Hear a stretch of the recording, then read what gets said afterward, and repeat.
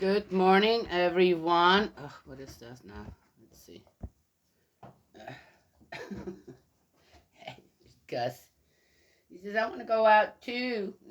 Can't go out together right now. Yeah. He ate. He got to lick out the pan with the meat sauce in it. Yes. So we were on the Queen of Sheba, right? And I kind of okay. I said something about I wonder if they kind of too. Well, I couldn't help myself. With all them 700 wives and 300 concubines, I wanted to know how many kids he had. What do you think, huh, Gus? And well, it seems like the theological world out there and our scholars about it all are a bit confused themselves and or maybe don't want to admit or who knows what, right? But supposedly he had, well, first I came across the most common one was 4 children. Guess what? One of them happens to be one Queen of Sheba and Solomon's. Yeah, son. Mara something something.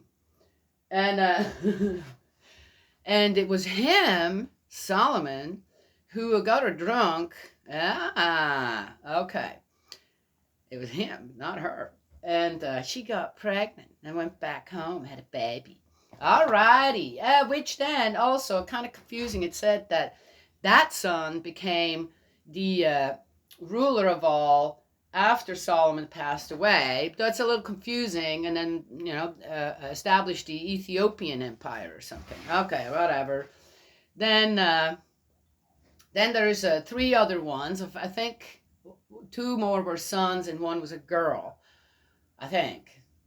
Then I started reading a little more, and these are all sides, ministry of this, ministry of that, theological institute of blah blah blah. And, okay. Then I came across that, yep, actually, he had 700 kids, which kind of 700 wives, 700 kids. Okay. Then you wondered, well, probably, oh, and they were all of royal descent, the 700 wives. Not sure about the concubines, but the wives were. 700 of them. How many doggone kings were there everywhere around there? Or did he just marry all the daughters of them kings? Maybe they had also, hundreds of kids. Who knows, right? Yes, got to put them daughters somewhere. Well, anyway, it's a joke. To me, this is just a joke, okay? I mean, 700 kids, then you wonder, okay, how many of the kids didn't make it because they were aborted, right? Oh, man, abortion practices, they're about as old as the earth, if you want to. It's God Almighty. If one wants to, I would say you got to dig deep, right, and find the root of problems, negative problems like abortion. That's a negative problem, and start there. Right? So people start to understand what are you actually doing and why are you doing it. Right? Where did these practices come from, and why? 700 kids. I bet he spent a lot of time with them too. Oh no, he spent a lot of time with all them women. Oh yeah, okay, all right. So I went out yesterday. So I did a little bit of studying on it, and I had to say maybe better not to do any more, right? Because again, what am I doing? Am I going through the Bible the way I do and read and then give my 2 cents to it because I don't believe in it? No. What do I always say? Clear God's name. Salvage his reputation. Yes? Okay. Anywho, so I went to town with my sister-in-law yesterday and had a great time. I did all kinds of things. But there's one thing I did. I went to the bank with all my rolled up change. Yes, I did. That was going to be my Christmas money. I went to the counter. Oh, you got a tick here. Get that. Oh, gross. Went up to the counter with my little box. Yeah, was filled with it. Man, I had to weigh 30, 40 pounds or something. And she says, yeah, here's a bowl. You're going to have to unroll all that. Here's the thing. Before we left, I had another little container with some dimes in it. I thought, oh, I'm going to roll these up too. Looks like that's probably about $40 right there, right? Yes. And so I rolled them all up and put them in the little papers, right? And I sat there and I'm going, you know what? Wouldn't it be funny if they would tell me that I have to unroll everything again? Here I am just at the last minute to go out and do the rest of it, right? And I thought about it, right? I said, well, wouldn't that be funny, right? But I know from the past, you could go in with change and they go, well, you got to roll all this up first. We're not taking it like that. Get there. She hands me the bowl and says, you're going to have to unroll everything. We don't do this anymore like that. I said, well, I guess I missed the memo. So here I'm holding up the thought. I'm not going to hold up the line. I'll be ready with this, right? Holding up the line, pouring it all back, and it didn't even matter that they got mixed up. She ended up helping me, so it kind of went quick, but still. And I'm standing there, I said, God did give me some guidance this morning, like, I wonder if, right? Oh, well, that's my thought. What are thoughts? If they are thoughts of guidance, you know where they come from, right? Yes? Because I didn't know. And if I'd have been smart, okay, if I would have took the guidance, recognized it as guidance from God, with the thought, I wonder if they still take them like this, or if I'm just wasting my time here right now. I would have called quick and said, hey, how do you take change? And they said, oh, just bring it loose. Right? Yes? Then I could have done all that here. And that would have gone 5 minutes at the window rather than the 15, 20 minutes that I took. Just saying. And I stood there going, well, there you go. There's a lesson for you again. But it also gave me more food for thought to talk to you guys about. How do we recognize? If it's good, if it's a thought like that, where you're going, I wonder, then inform yourself. Yes? Yeah? Because most likely it's very good guidance coming from whom? Right. Okay. Thought I mentioned that. I don't think Solomon was really listening to God. At all. There was more that I read, and I thought, I should not have read that because I want to do this here with everyone, right? Yeah. And, but, yeah, I said, the decline. And we are in First Book of Kings, 11, the decline. His decline. Whose decline? God's decline? Solomon's decline. Oh, and guess what we're talking about? Solomon's wives. Well, there you go. King Solomon loved many foreign women. Whoop-de-woo. But were they more exotic? Not only Pharaoh's daughter, but Moabites, Edomites, Sidonians, and Hittites. From those peoples of whom Yahweh had said to the Israelites, you are not to go among them, nor they among you. What have I said before? Well, here it comes. Or they will be sure to sway your hearts to their own gods. Oh, Solomon was so weak. Yet, hey, wait a minute. What did we read to begin with? How wise he was and intelligent. What, except when it came to women? Okay. Well, you got me there. Yep. You know what? The grass most of the time isn't greener, right, in someone else's yard. And also, right, one shouldn't throw the blame into someone else's yard either. Don't you think? How convenient, huh? Than to always just slither through life. Yep. Let's go blame the women. But Solomon was deeply attached to them. All 1,000 of them? Oh, that's just a joke. He had 700 wives of royal rank and 300 concubines. See, told you. When Solomon grew old, his wife swayed his heart to other gods, and his heart was not wholly with Yahweh his God, as his father David's had been. David's heart was actually with God. What did he do to Uriah? To get whom? To become his wife. What did Solomon do with Sheba? A little different. Really? I'm just saying. That's God wants men to do with women. Just saying. Well, David's already been such a... Now Solomon, no, not much better than the other sons were. You got it right. Again, we've got to just overlook certain things so that, what, you can keep your faith? And what? Well, anyway. What did I say about that? Change? Whose guidance should I listen to? Make that call? To what? Save a few minutes at the teller? Save a few minutes for other people? Again, I wasn't thinking of myself. Right? What do I care? I was out there and had a great time with everyone. Right? Yes, people behind me might have not had such a great time. Right, Gus?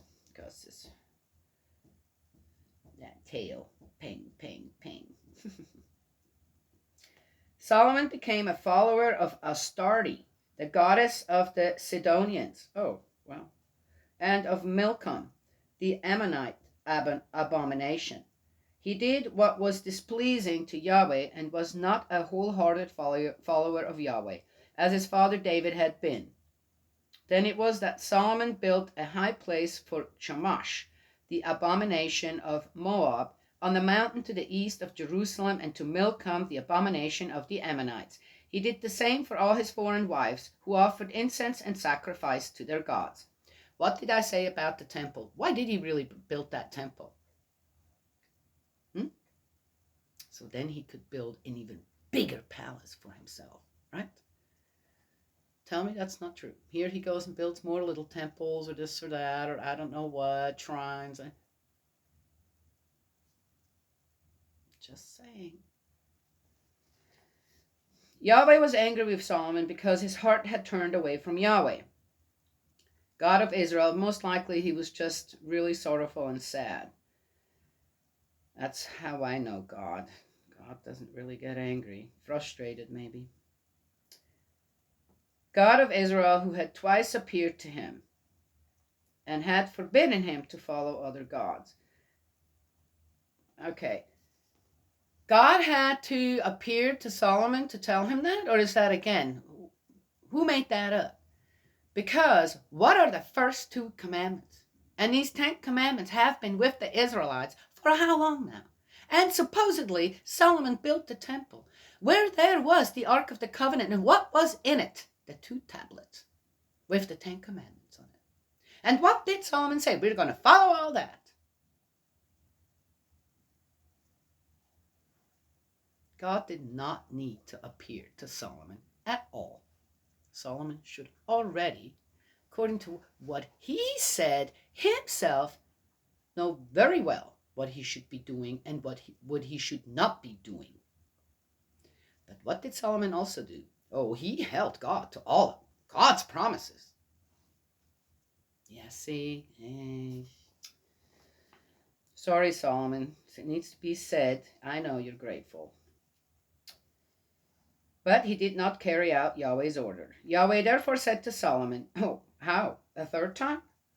Since you have behaved like this and have not kept my covenant or the laws which I laid down for you, I shall tear the kingdom away from you and give it to one of your servants.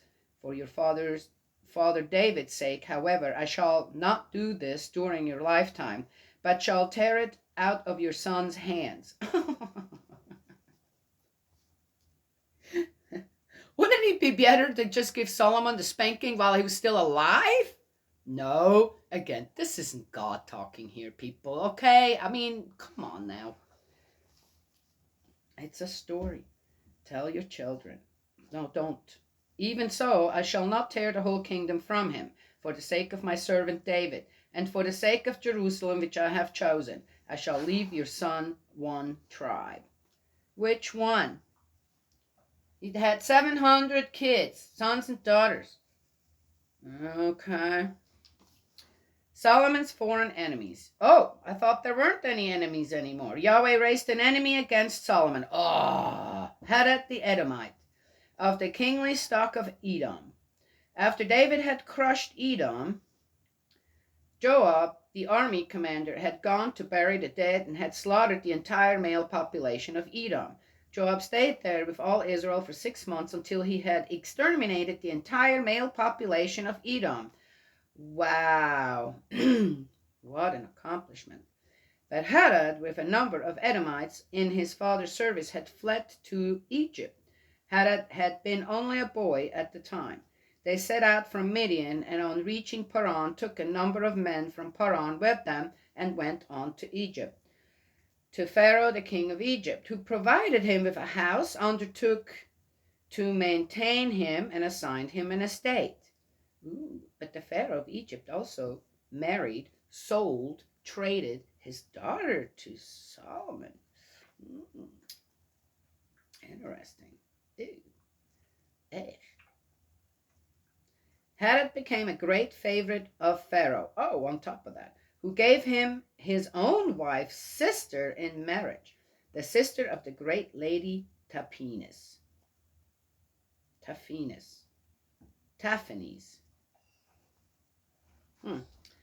sister of Taphenes bore him his son Genubat. From Taphenes, brought up in Pharaoh's palace, Genubat living in Pharaoh's palace with Pharaoh's own children. But when news reached Hadad in Egypt that David had fallen asleep with his ancestors and that Joab, the army commander, was dead, he said to Pharaoh, "Give me leave to go that I may return to my own country." Okay, so here we go. Solomon, this is after just after David died, right? And Solomon became king.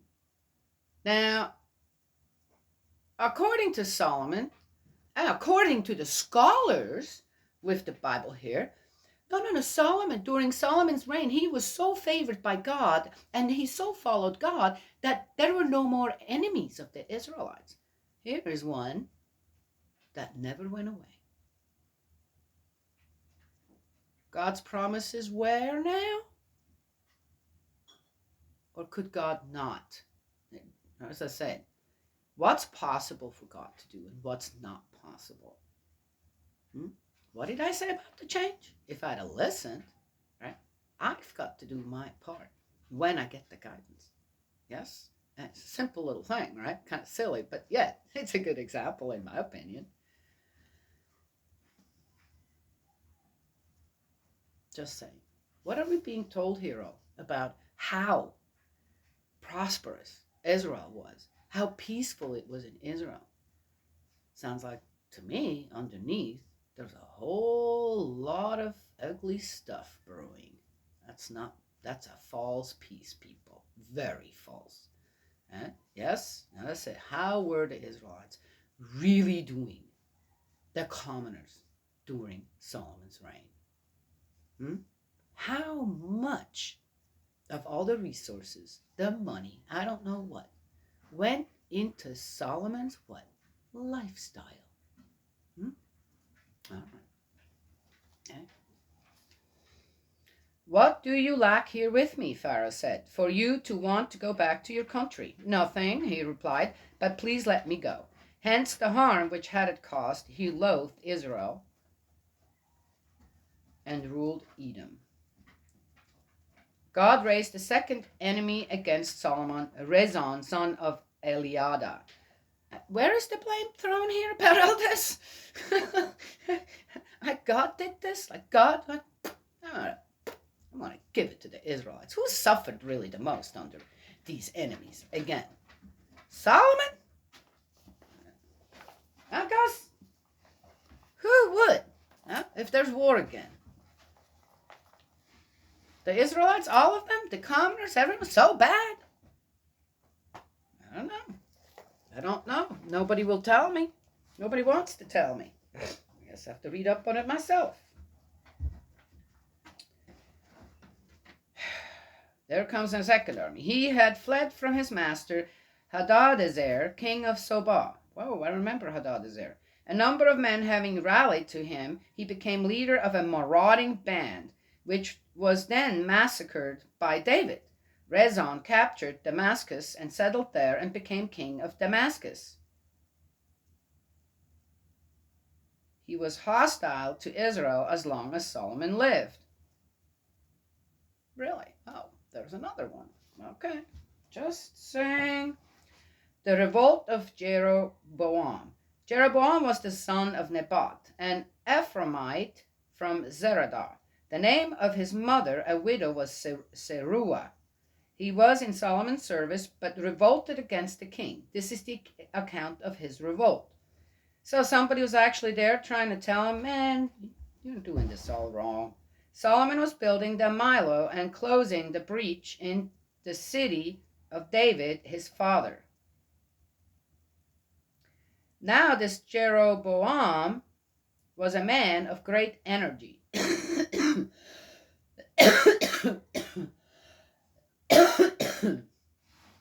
Solomon, noticing how the young man set about his work, put him in charge of all the forced labor of the house of Joseph. Oh, one day when Jeroboam had gone out of Jerusalem, the prophet Ahijah of Shiloh accosted him on the road. Ahijah was wearing a new cloak. The two of them were in the open country by themselves. Ahijah took the new cloak which he was wearing and tore it into 12 strips, saying to Jeroboam, take 10 strips for yourself, for Yahweh, God of Israel, says this, I'm going to tear the kingdom from Solomon's hand and give 10 tribes to you. He will keep 1 tribe for the sake of my servant David, and for the sake of Jerusalem, the city which I have chosen out of all the tribes of Israel. For he has forsaken me to worship Astarte, the goddess of the Sidonians, Jamash, the god of Moab, Milcom, the god of the Ammonites. He has not followed my ways by doing what I regard as right, or by keeping my laws and ordinances as his father David did. Okay, so now in my opinion, this guy, Ahijah,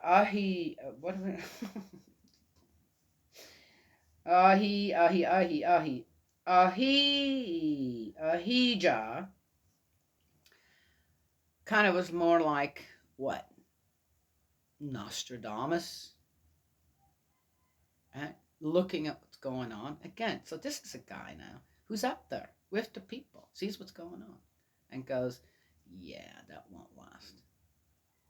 Why not? Because he truly believed in God and said, the blessings and everything that we have been given won't be there anymore. We're using up all of our merit. And then what happens? You know what? If you believe it or not, but when you are under the guidance of God, number 1, you deal with things much better. Number 2, if you listen, you can avoid disaster.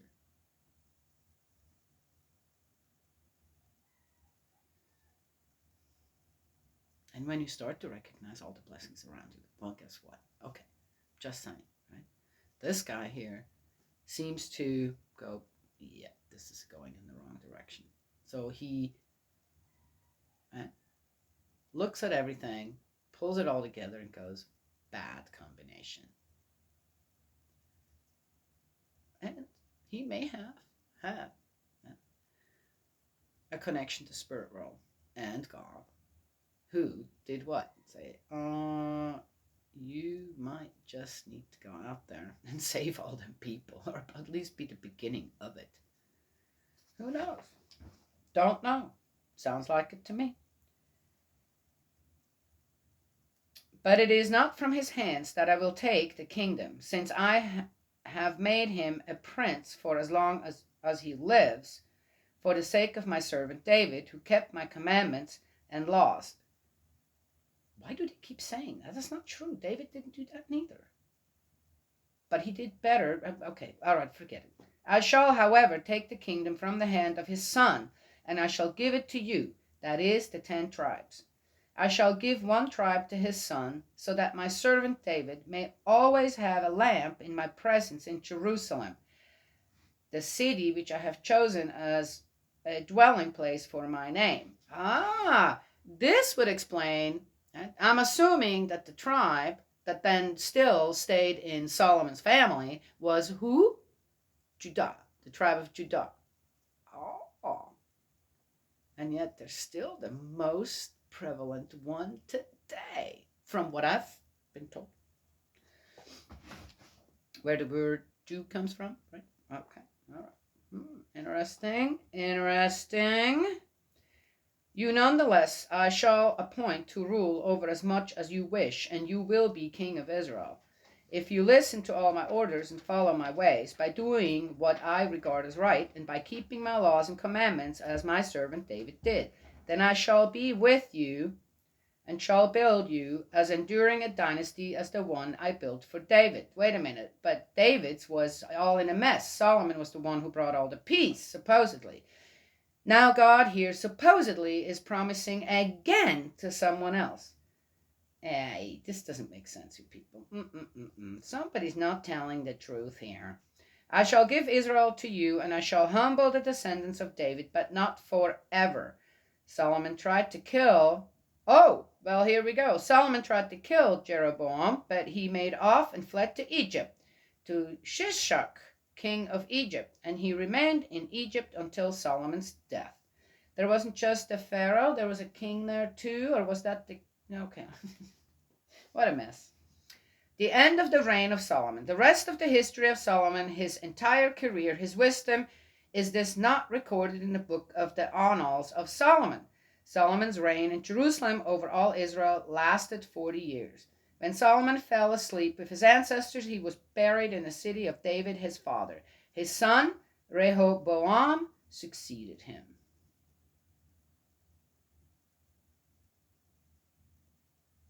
That's the end of 11. What a chapter. I think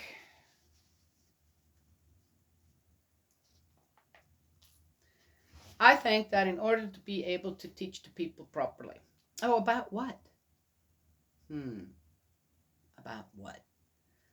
What is constantly mentioned in here, as far as we have read so far? What's God looking for?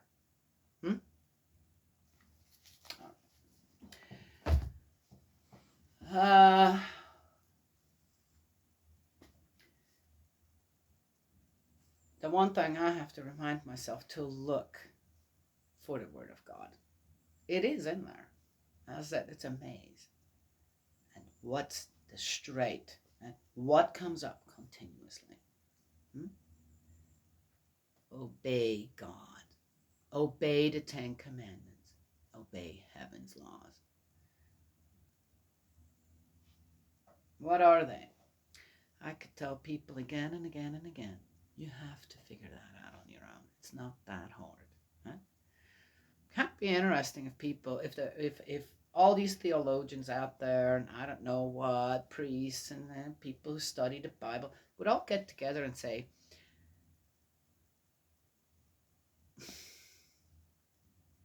we need to come up with another Bible. One that actually will guide our young people. Yes? Does that guide the young people? Look how things are just all messed up in there. Huh? To do what?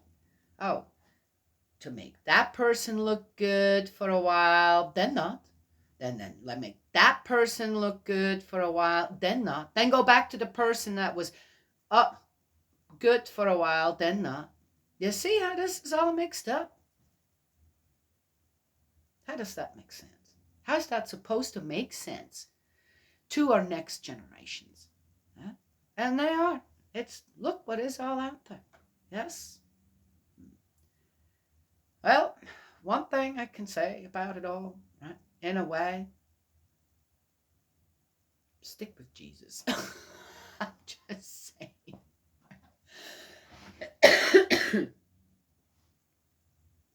That was, okay, again, we're not in the New Testament yet, right? Is there some stuff I haven't read in there yet? There are some books that were not included in the old Gospels, right? Like the Gospel of Thomas is not included in the Bible. There's a reason for that. Yes, I read it. Yeah. Or what was available, I was told that's what it is, right? Yes? And Jesus could, He wasn't just holier than thou all the time. Oh, in what? What he did? Oh no, in how he taught people. He would also become quite strong and say, you keep doing this. That's not going to end well. Right? Yes, many different things that he said that in things that are not in the Bible that would kind of maybe get people to think a bit more right, on what they're supposed to do themselves. To do what? To live a righteous life, proper life. When you create children, that's a great commitment. People talk us to love the children. This, yeah, of course.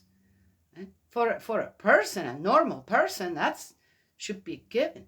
But the thing is, it's not just about loving children. It's about commitment, responsibility. You don't just get to walk away when you feel like it. Just saying. So here, kind of in the Bible, though, what does it sound like? Well, God just walks away when he doesn't like it. When his children aren't, I don't believe that. I've never experienced that with God, ever, in my entire life. So, yes? Okay. Well, anyway, that's the little guidance I have to give today on a lazy Sunday. I think I'm just going to stay in my pajama all day, unless I have to go to the barn because my brother-in-law might snooze in or something. And then I might still go in my pajama too. There's nobody else around here who would see. Mucking out the stalls in my pajama out there. Yes? Those are little things. You have a lot of freedom in, right? Yes? Yeah? But under how much pressure are people out there to do, I said, do I have to get dressed to go to the barn, go muck out the stalls and feed everyone? No, I don't. Who's that going to hurt? No one. Who's that going to disturb or irk or no one? You see, give yourself the little freedoms just to be a little what? Okay. And rein in other things. Huh? Like lust, for example. Greed. Power over money. Yes? Okay. That's all I have to share today. God's love and blessings always. May he protect you, and I will talk to y'all another time.